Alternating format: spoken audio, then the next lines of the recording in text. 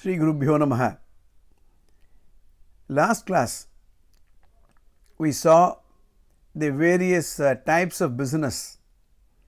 Before that we saw various type of entrepreneurs. I want you to take a piece of paper and write down.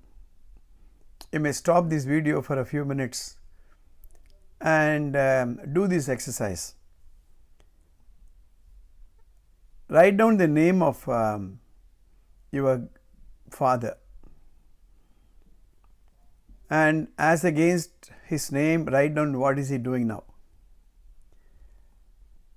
In the next line write down your grandfather's name and write down what was he doing or what is he doing. In the third line write down your great grandfather's name and write down what is that he was doing. If you don't know, you may ask your parents. This is called generation. First generation, second generation, third generation. In this class we are going to see three categories of entrepreneurs. There are the first generation entrepreneurs. First generation entrepreneurs are those who have become entrepreneurs first time in their family.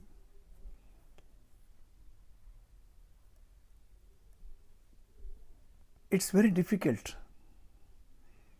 Maybe they would have started a business out of compulsion, out of circumstances.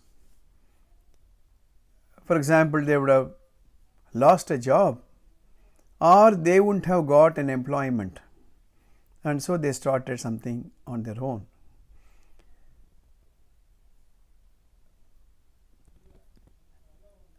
Or they have a passion to do something on their own, so they started. They are called first generation entrepreneurs. For example, if your father is a lawyer and his father was not a lawyer, then your father is called the first generation lawyer. If your father is a doctor and his father was not a doctor, then your father is a first generation doctor or medical practitioners. The first generation entrepreneurs have a risk of not succeeding because they don't have a reference point.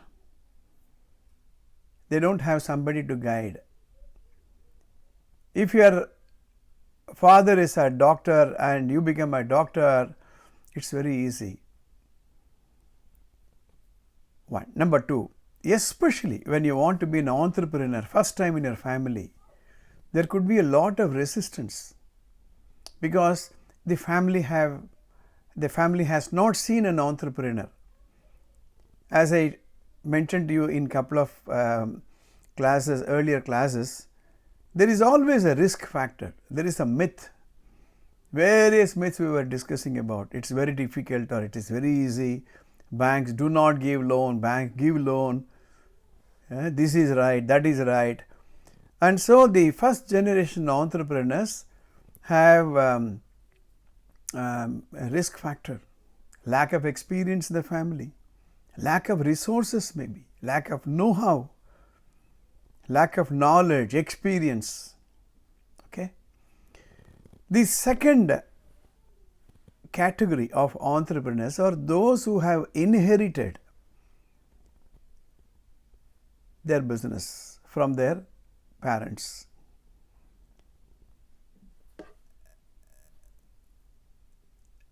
Like they inherited a house, they inherited a property, they inherited this. In your list, which you did at the beginning of this class,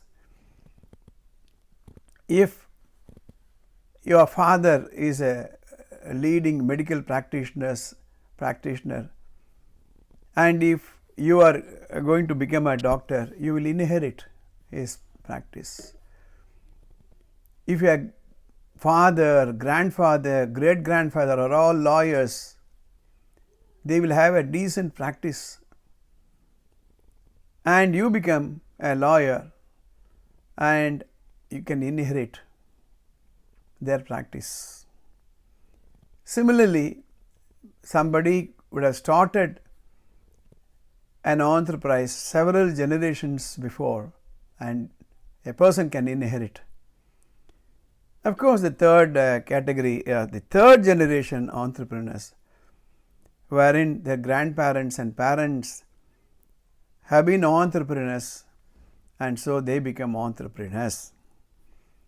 In this chart, I have shown, for example, I have shown Reliance company, how Dhirubhai Ambani started his entrepreneurs and how his sons have become the second generation entrepreneurs, and how the next generation is also in the business. Here is a back home exercise. Take some of the industries. For example, you take newspaper industry. All of you know the Hindu newspaper. So you can Google search and find out who founded the Hindu newspaper. You will know it is Kasturi Iyengar. And which year he founded the Hindu newspaper, and how did the family inherit the business, and who are the present heads of the Hindu newspaper family. Similarly, you can take another example like Dinatandi, the Tamil newspaper, and find out when it was established. Way back, Adityanar, Sipa Adityanar started it. He was a barrister practicing in Sri Lanka. He came down to Tamil Nadu. He started the Dinatandi newspaper. Now find out who is in the same family who is owning this business. All of you know TVS. Do you know what TVS stands for? TV Sundaram Iyengar. Again, you can do this small little research. How did TV Sundaram Iyengar start a business, an enterprise? And who are the sons of TVS, grandsons of grandchildren of TVS, and great grandchildren? So these are the three different hierarchy: first generation, second generation, third generation.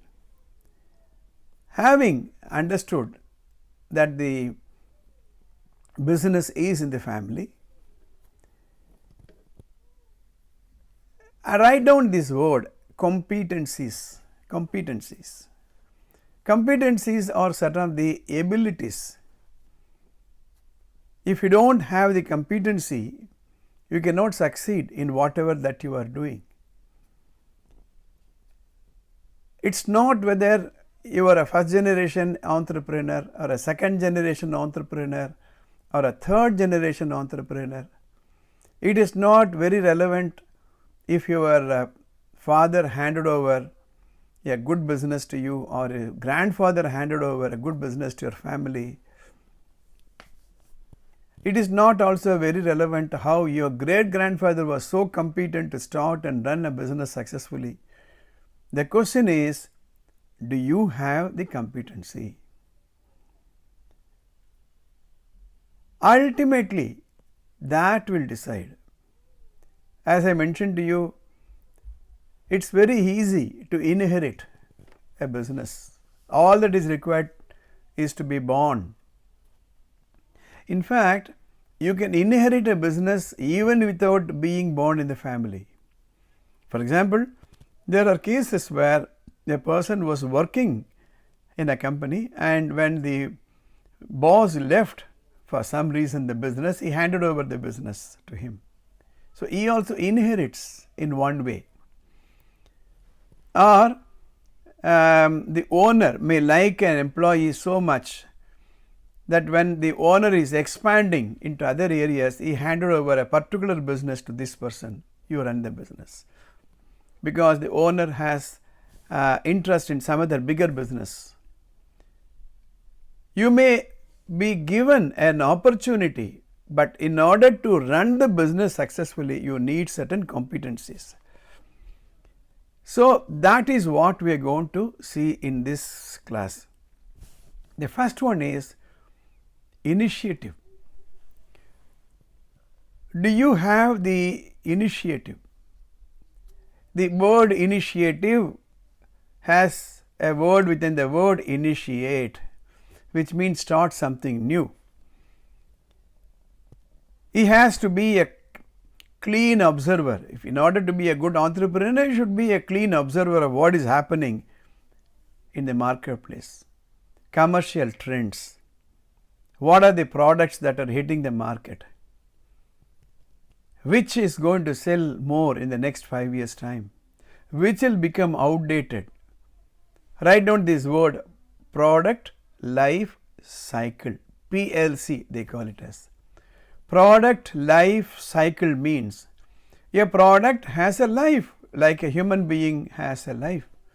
A person may live 80 years, 90 years, maybe 100 years. I am sure you won't have come across a person who has been living for 200 years. Similarly, a product may outlive its purpose. Many of you won't have seen gramophone record. Go and ask your father and grandfather, they will tell you what a gramophone record was.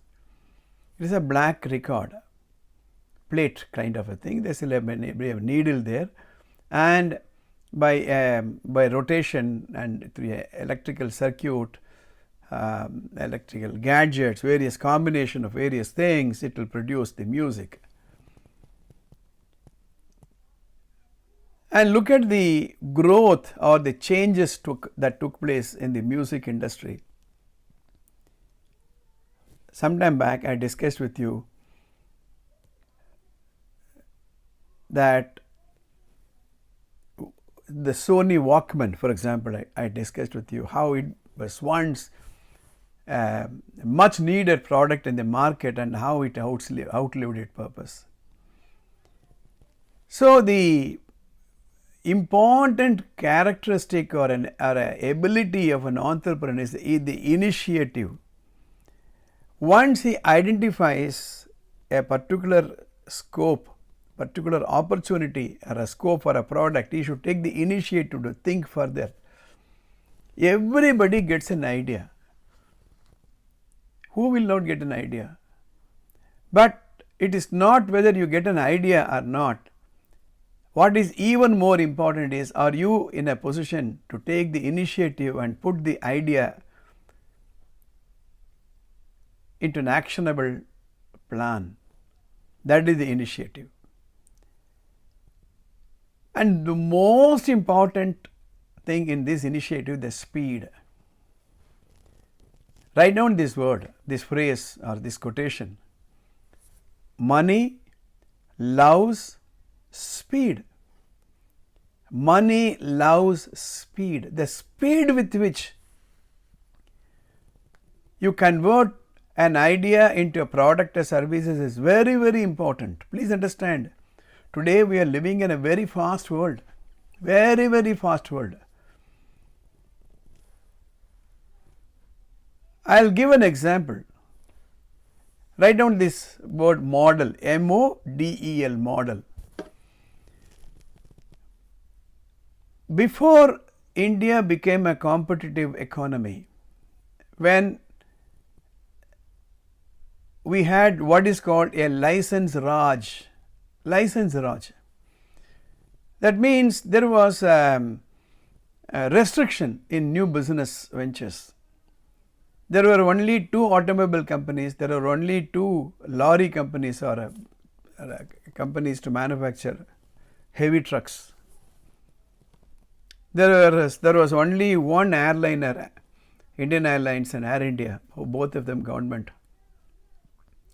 Similarly, there were only 2 or 3 car manufacturers: Hindustan Motors manufacturing Ambassador cars and Premier Automobiles making Fiat cars. Of course, there was one other car company in Chennai called Standard Motors. I remember in 40 years, Hindustan Motors produced how many models? Landmaster. I remember the oldest model, Landmaster, Ambassador Mark II, Mark III, Mark IV, Nova. But if you look at the model external appearance, it remained the same, maybe some changes here and there.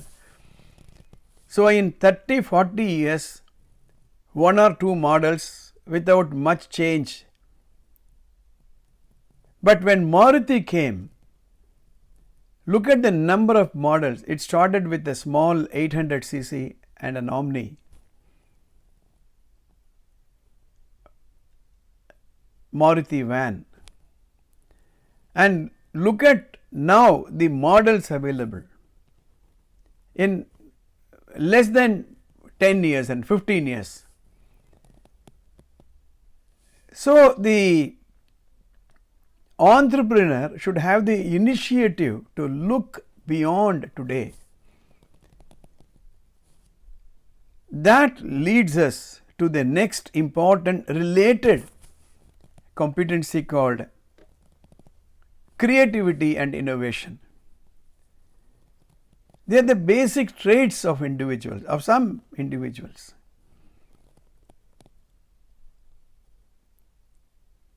It's not whether you think or not, how you think is very, very important.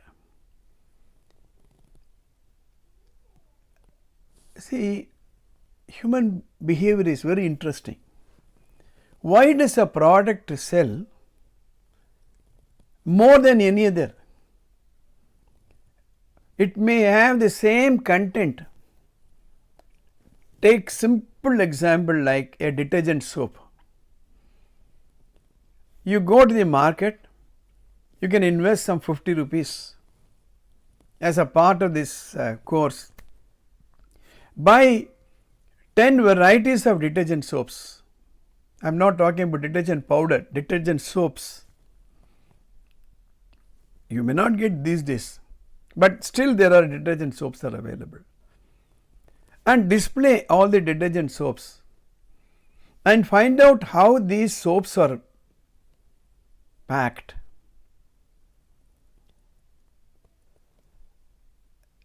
You need to be creative in changing the packaging. You are now in the school final. I don't know how many of you are watching the news channels, regional news channels or national news channels. The format, they call it as the format they change. The way they present news has changed.